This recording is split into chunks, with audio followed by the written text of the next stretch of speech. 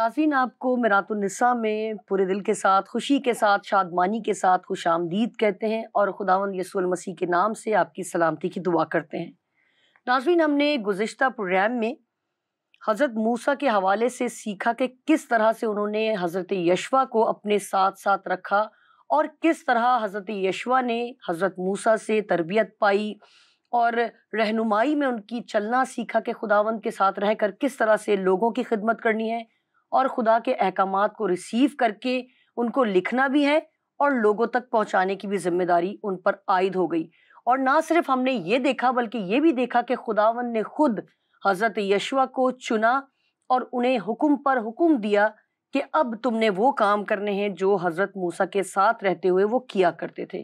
باقی بھی ہم ضرور جانیں گے حضرت یشوع کے حوالے سے، مگر اس سے پہلے پاسٹر غزالہ شفیق کو اس پروگرام میں پھر سے خوش آمدید کہتے ہیں۔ تھینک یو شاہانہ، اور تمام دیکھنے والے ساتھیوں کو یسوع مسیح کے عظیم جلالی اور بابرکت نام میں میرا سلام پہنچے۔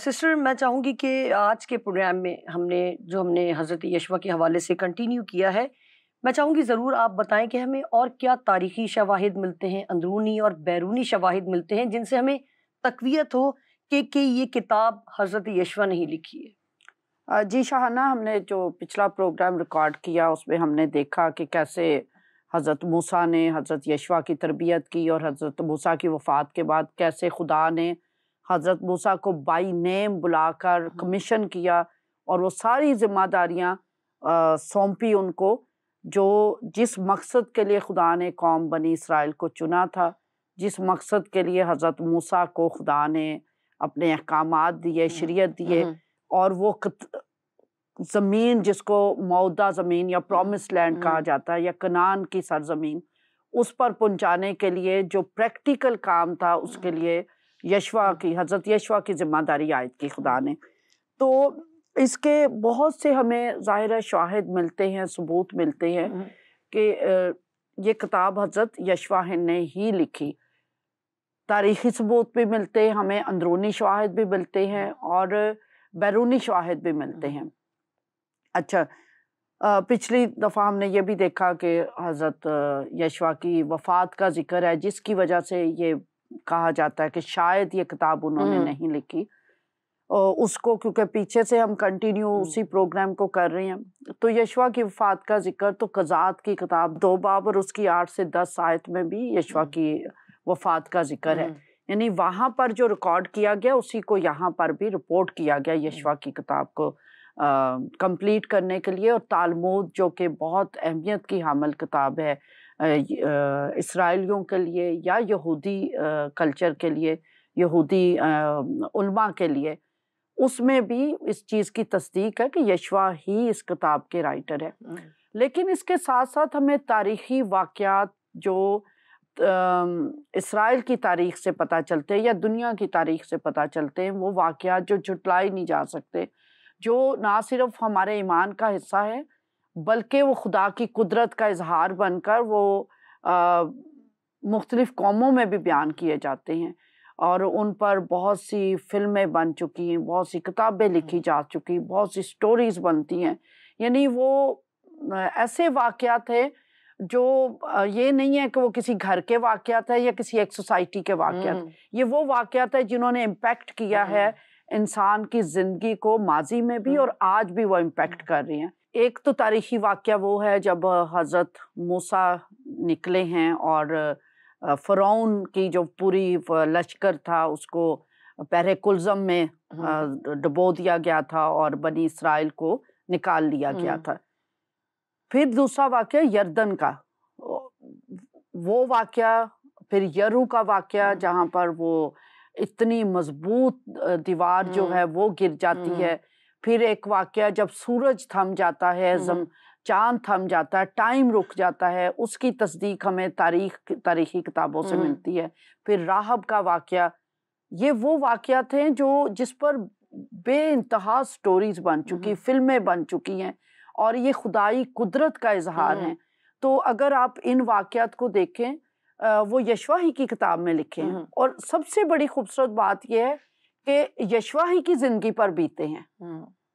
بعض کا تو ہوتا ہے نا کہ آج جو لوگ اس پہ فلمیں بنا رہے ہیں یا آج جب ہم سٹوری سناتے ہیں ہم پڑھ کے سنا رہے ہوتے ہیں نا، راہب کا چاہے واقعہ ہے یا یردن کا 2 حصے ہو جانا یا یرو کا یہ 2 حصے ہو جانا، ان واقعات کو جب ہم ابھی میں آپ کو بتاؤں گی، آپ تلاوت کریں گے ناظرین کے لیے، تو اتنی خوبصورتی سے بیان کیے گئے ہیں، جو ایکسپیرینس کرتا ہے، جو اس حال سے گزرتا ہے وہی بیان کر سکتا ہے.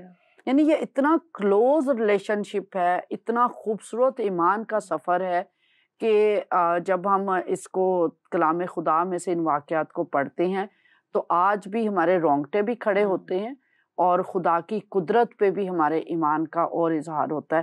میں چاہوں گی سب سے پہلے تو آپ جو یردن کا واقعہ ہے کہ کیا یہ حضرت یشوع ہی کی زندگی میں پیش آیا؟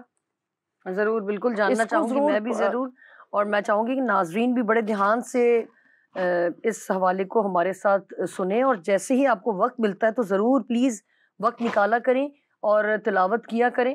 جی، کلام مقدس میں لکھا ہے، اور یشوع نے بنی اسرائیل سے کہا کہ پاس آ کر خداوند اپنے خدا کی باتیں سنو.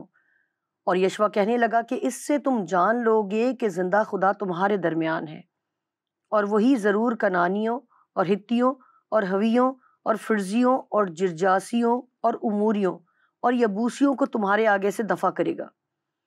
دیکھو، ساری زمین کے مالک کے عہد کا صندوق تمہارے آگے آگے یردن میں جانے کو ہے.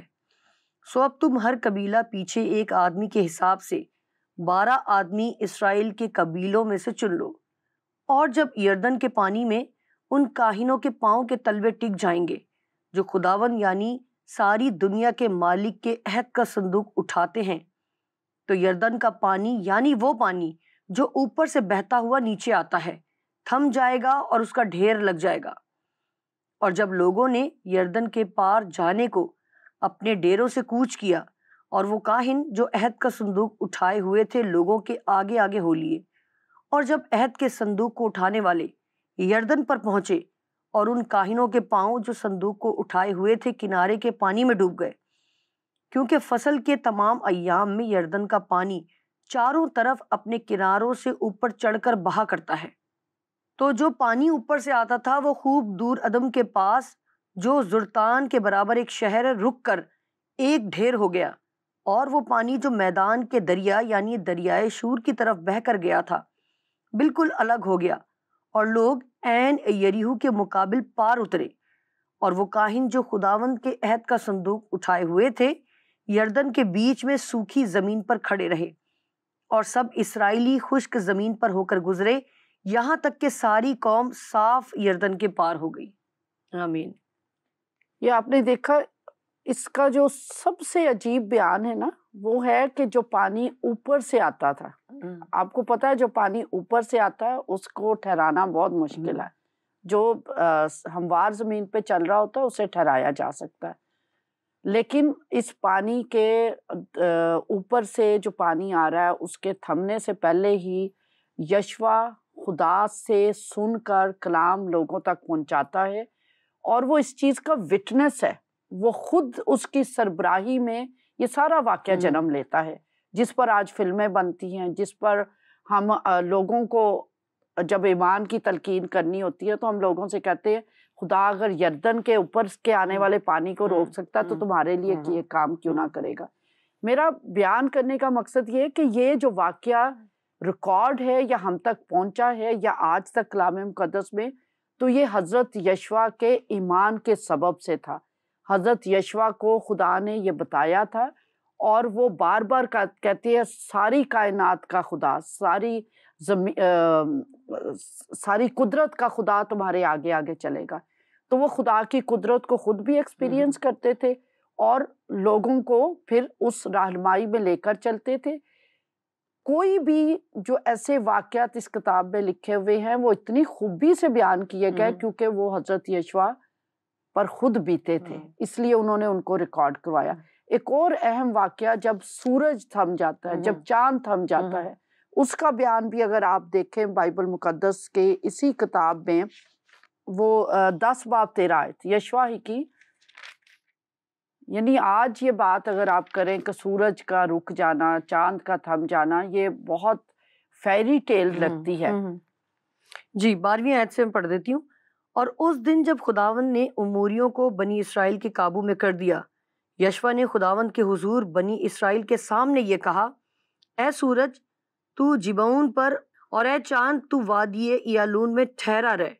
اور سورج ٹھہر گیا اور چاند تھما رہا جب تک قوم نے اپنے دشمنوں سے اپنا انتقام نہ لے لیا. کیا یہ عاشر کی کتاب میں نہیں لکھا ہے؟ اور سورج شکریہ. یہ وہ واقعہ ہے جب سورج تھما ہے، چاند تھما ہے، اور حضرت یشوا کے کہنے کے مطابق تھما ہے. اس کی تصدیق ہمیں کہاں سے مل رہی ہے؟ عاشر کی کتاب کا یہاں پر ذکر ہے. کئی لوگ بیوقوفی کرتے ہیں کہ عاشر کی کتاب کو بائبل میں سے ڈھونڈنا شروع کر دیتے ہیں کہ بائبل میں ذکر ہے تو یہ اس میں ہوگی. یہ اس وقت موجود تاریخی کتاب ہے جس میں اس واقعہ کا ذکر کیا گیا ہے، کیونکہ یہ بہت انہونا واقعہ تھا. تو تاریخ میں یہ جو کتاب ہے عاشر کی کتاب، یہ ثابت کرتی کہ واقعی اس وقت یہ ہوا تھا. تو یہ وہ واقعات ہیں جو حضرت یشوا کی زندگی میں ایکسپیرینس ہوئے، اور حضرت یشوا نے ان باتوں کو اپنی کتاب میں درج کیا. اس کے ساتھ یریحو کا واقعہ جو کہ بہت مشہور، جس میں ہم بہت گیت بھی گاتے ہیں اور ایمان افروز ہم اس کے لیے میسیجز بھی دیتے ہیں، وہ بھی حضرت یشوا کی سربراہی میں واقعہ رونما ہوا. یشوا ہی کی کتاب میں انہوں نے بیان کیا 6 باب میں. جی. اور یریحو بنی اسرائیل کے سبب سے نہایت مضبوطی سے بند تھا، اور نہ تو کوئی باہر جاتا اور نہ کوئی اندر آتا تھا. اور خداوند نے یشوا سے کہا کہ دیکھ، میں نے یریحو کو اور اس کے بادشاہ اور زبردست سورماؤں کو تیرے ہاتھ میں کر دیا ہے. سو تم سب جنگی مرد شہر کو گھیر لو اور ایک دفعہ اس کے چوگرد گشت کرو. 6 دن تک تم ایسا ہی کرنا. اور 7 کاہن صندوق کے آگے آگے مینڈھوں کے سینگوں کے ساتھ نرسنگے لیے ہوئے چلیں. اور 7ویں دن تم شہر کی چاروں طرف 7 بار گھومنا اور کاہن نرسنگے پھونکیں. اور یوں ہوگا کہ جب وہ مینڈھے کے سینگ کو زور سے پھونکیں اور تم نرسنگے کی آواز سنو تو سب لوگ نہایت زور سے للکاریں. تب شہر کی دیوار بالکل گر جائے گی اور لوگ اپنے اپنے سامنے سیدھے چڑھ جائیں گے. یہ واقعہ بھی کس کی سربراہی میں عمل پہ آتا ہے؟ حضرت یشوا کی سربراہی میں، کیونکہ وہ بھی ایمان کی اس انتہا پر تھے، خدا کے ساتھ ڈائریکٹ تعلق تھا، اور پھر جو فتوحات خدا انہیں عطا کرتا تھا وہ اس کا ریکارڈ کرتے جا رہے تھے. اور یہ سارے وہ تاریخی واقعات ہیں جو اسرائیل کی تاریخ سے بھی ثابت ہوتے کہ واقعی یہ سب کچھ ہوا تھا. اور اتنا باریک بینی سے ہر چیز کا بیان ہے، اور یہ وہی شخص لکھ سکتا ہے جو جس نے ایکسپیرینس کیا ہو. تو یہ سارے وہ تاریخی ثبوت ہیں جو ثابت کرتے ہیں.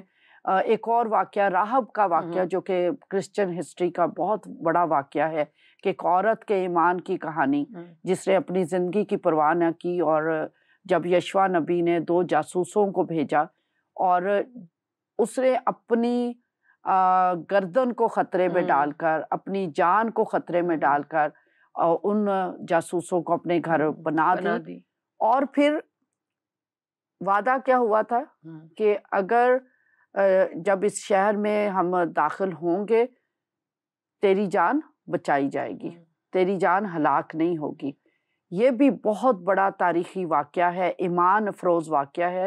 اور اس کا ثبوت ہمیں پتہ چلتا ہے کہ یہ جو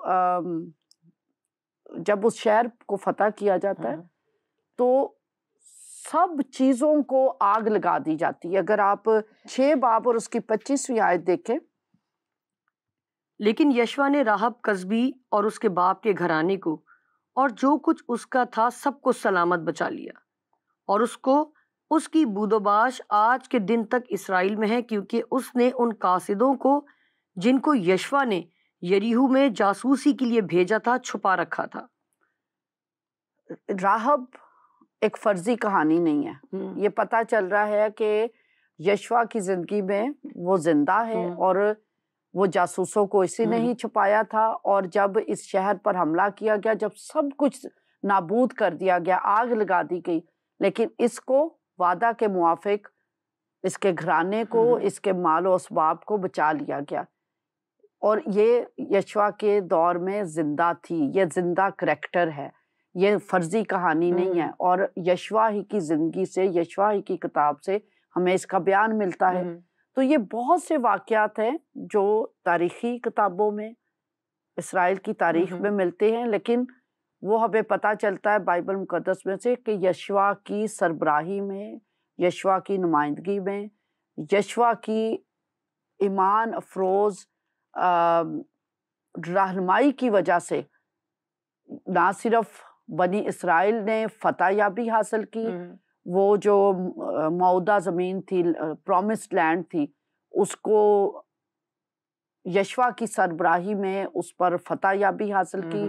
بہت سے واقعات جو ہیں انہوں نے جنم لیا، اور صرف یہی نہیں ہے کہ یہ اس کی جوانی کے واقعات یا اس کی رہنمائی کے واقعات۔ اگر آپ دیکھیں 13واں باب، بڑھاپے میں بھی خدا جو ہے یشوا سے کلام کر رہا ہے، یعنی مسلسل خدا اس کے ساتھ چلتا ہے۔ 13واں باب اس کی پہلی آیت، اور یشوا بڈھا اور عمر رسیدہ ہوا، اور خداوند نے اس سے کہا کہ تو بڈھا اور عمر رسیدہ ہے، اور قبضہ کرنے کو ابھی بہت سا ملک باقی ہے۔ ابھی دیکھیں یہاں ہمیں کیا ثبوت ملتا ہے کہ مسلسل خدا اور یشوا کا ساتھ ہے۔ مسلسل ایک ایک قدم پر ہم دیکھتے ہیں کہ خدا بار بار یشوا سے خطاب کر رہا ہے، اور عمر رسیدہ ہونے تک خدا جو ہے اس سے اپنی جو ذمہ داریاں ہیں بتا رہا ہے کہ کچھ ملک فتح ہو گیا، ابھی بہت سے علاقے رہتے ہیں، یشوا کو خدا کہہ رہا ہے کہ تو نے اس پر بھی فتح یابی حاصل کرنی ہے۔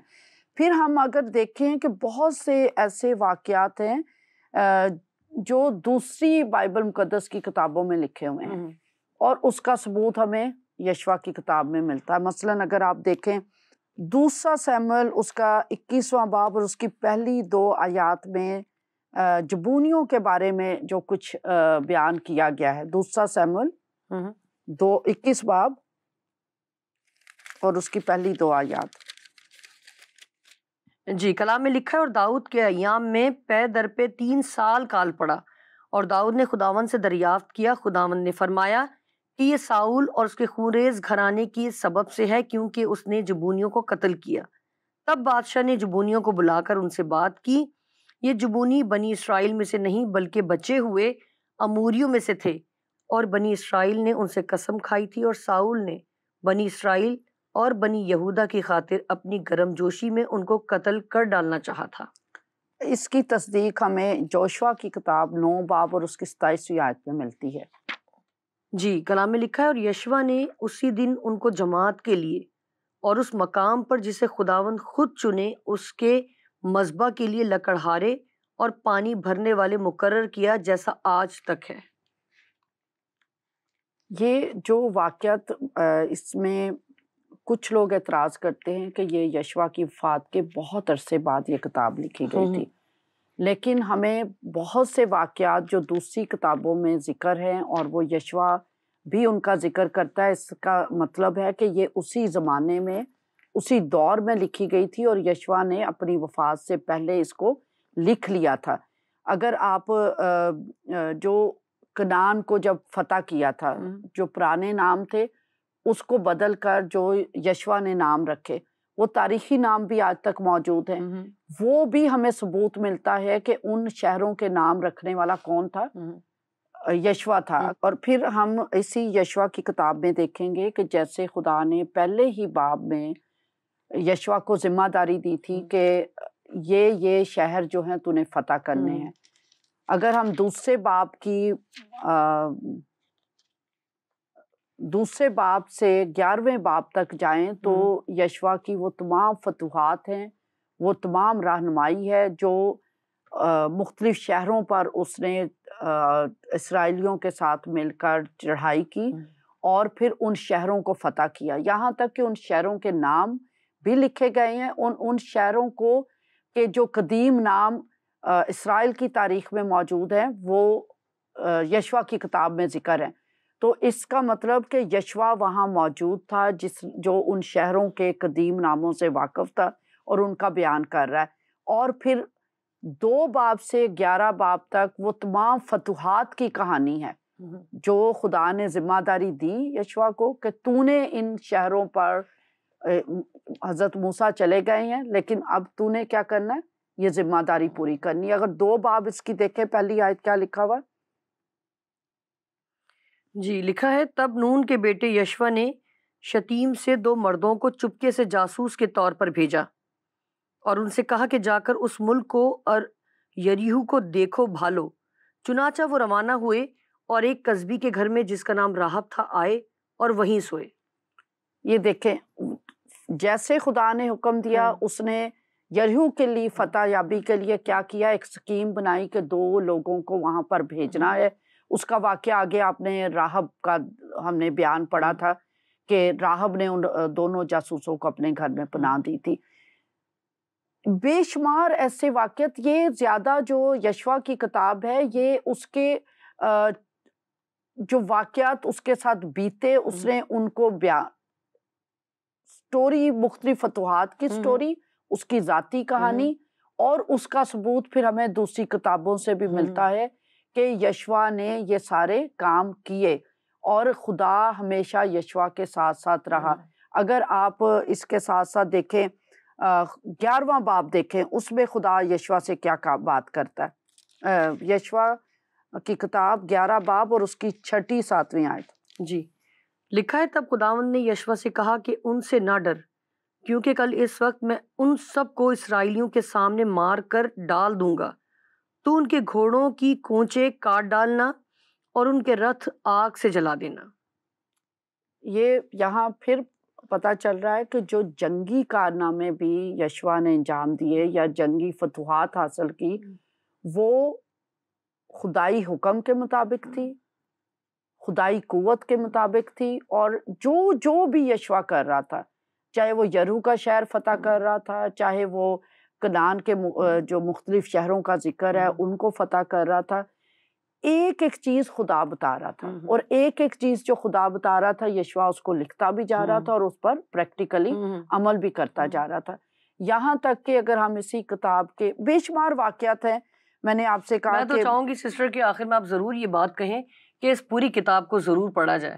نہیں، یہ کتاب تو میں کہتی ہوں کہ اتنے ایمان افروز واقعات ہے اس میں، کیونکہ یہ ایک شخص کی ذاتی گواہی ہے، ایک شخص کی ایمان کی ذاتی گواہی ہے، اور پھر نہ صرف ذاتی گواہی تو ایک ہوتی ہے ذاتی گواہی، پھر تاریخی واقعات اس کو ثابت کرتے ہیں، دوسری کتابیں اس کو ثابت کرتی ہیں، لٹریچر وہاں جو ہے وہ ثابت کرتا ہے۔ پھر اگر آپ دیکھیں کہ ضرور پڑھیے گا، اپنے ایمان کو تازہ کرنے کے لیے پڑھیے، اس میں جو باؤنڈریز ہے نا ان کے بھی نام دیے گئے، جو کنعان کے شہر کو جو اس کی سرحدیں تھی اس کی بھی لسٹ دی گئی ہے۔ یعنی آپ زمینی حقائق، اس الہی جو بیان ہے اس کو ثابت کرتے ہیں کہ واقعتاً جو کچھ یشوا نے قدیم شہروں کے نام لیے یا وہ لسٹ دی ہے باؤنڈریز کی یا شہروں کے نام دیے یا جو فتوحات کی، وہ خدا کے حکم کے مطابق تھی اور زمینی حقائق اس کو ثابت کرتے ہیں۔ اس وجہ سے ہم شکر کرتے۔ ایک اور دلچسپ آپ کو بات، آخری وقت ہے، پروگرام ختم ہونے والا ہے، لیکن میں چاہوں گی کہ اس میں ہمیں یشوا کی زندگی کا الوداعی خطبہ بھی ملتا ہے۔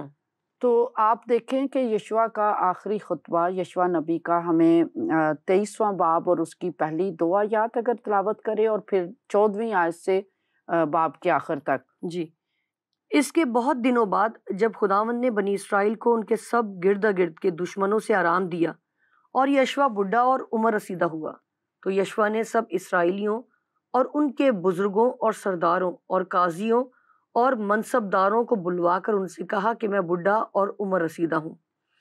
14ویں آیت سے، اور دیکھو میں آج اسی راستے جانے والا ہوں جو سارے جہاں کا ہے، اور تم خوب جانتے ہو کہ ان سب اچھی باتوں میں سے جو خداوند تمہارے خدا نے تمہارے حق میں کہی، ایک بات بھی جھوٹی نہ تھی، سب تمہارے حق میں پوری ہوئی اور ایک بھی ان میں سے رہ نہ گئی۔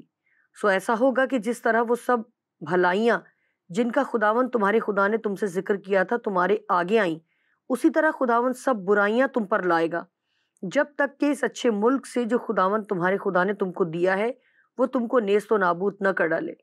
جب تم خداوند اپنے خدا کے اس عہد کو جس کا حکم اس نے تم کو دیا توڑ ڈالو اور جا کر اور معبودوں کی پرستش کرنے اور ان کو سجدہ کرنے لگو، تو خداوند کا قہر تم پر بھڑکے گا اور تم اس اچھے ملک سے جو اس نے تم کو دیا ہے جلد ہلاک ہو جاؤ گے۔ آمین۔ آمین۔ یہ دیکھیں یہاں پر ہمیں پتہ چلتا ہے کہ حضرت یشوع بزرگ ہو چکے ہیں، عمر رسیدہ ہو چکے ہیں، اور لیکن ایمان کا وہ سفر لوگوں کو سخت تنبیہ کر کے جاتے ہیں کہ ساری باتیں خدا نے پوری کر دی ہیں، وٹنس دیتے ہیں، لیکن ساتھ کیا کہتے ہیں، اب اگر تم نے خدا کا راستہ چھوڑا تو تمہیں خدا نیست و نابود بھی کر دے گا۔ تو یہ ساتھ یہ دو ایک خطبہ ان کا بہت اہم ہے، اس کے ساتھ ساتھ ان کے دو اور خطبات اہم ہیں جو میں وقت کی کمی ہے۔ 12ویں باب میں جو فتح کا جو گول تھا، یعنی جو انہوں نے کامیابیاں حاصل کرنی تھی، اس کے بارے میں انہیں خطبہ دیا جو کہ 12ویں باب میں آپ کو ملے گا، اور پھر فتح یابی کے بعد اسرائیل نے پیسفل لائف کیسے گزارنی وہ اس 23ویں باب میں اگر آپ پورا پڑھ لیں۔ الوداعی خطبے سے پہلے حضرت یشوع نے لوگوں کو آگاہی دی، تعلیم دی۔ تو یہ بڑی ایک ایمان افروز کتاب ہے، نہ صرف یشوع کی زندگی کی کہانی بلکہ کوشش کریں کہ اس کو اپنی زندگی کی کہانی بنا لیں کہ شریعت کی یہ کتاب تیرے منہ سے نہ ٹلے۔ انہوں نے اپنی ذمہ داری پوری کر دی، یہ کتاب خوبصورتی سے خدا کے حکم کے مطابق لکھی۔ جنگی فتوحات، اتنی ان کی زندگی مشکل تھی، بہت زیادہ مشکل انہوں نے زندگی گزاری ہے، لیکن وہ خدا کے کلام کو محفوظ کرنا نہیں بھولے۔ کیا ہی زبردست بات ہے۔ یہاں تو ذرا سی مشکل آئے تو ہم انسانوں سے تو دور، خدا سے سب سے پہلے دور ہو جاتے ہیں۔ خداوند کرے کہ ہماری زندگی میں ایسا کوئی بھی موڑ نہ آئے، بلکہ ہم مصیبتوں میں، پریشانیوں میں اور زیادہ خدا کی قربت میں بڑھیں، تاکہ خدا جب ہمیں اس میں سے نکالے تو ہم اور زیادہ خدا کی محبت میں آگے بڑھ چکے ہوں۔ اسی دعا کے ساتھ کہ جہاں رہیں خوش رہیں اور خدا کے کلام پر عمل کرتے ہوئے اپنی زندگی گزاریں۔ پھر ملتے ہیں ایک اور نئی کتاب کے ساتھ، ایک اور نئے رائٹر کے ساتھ۔ اجازت دیجیے، خدا حافظ۔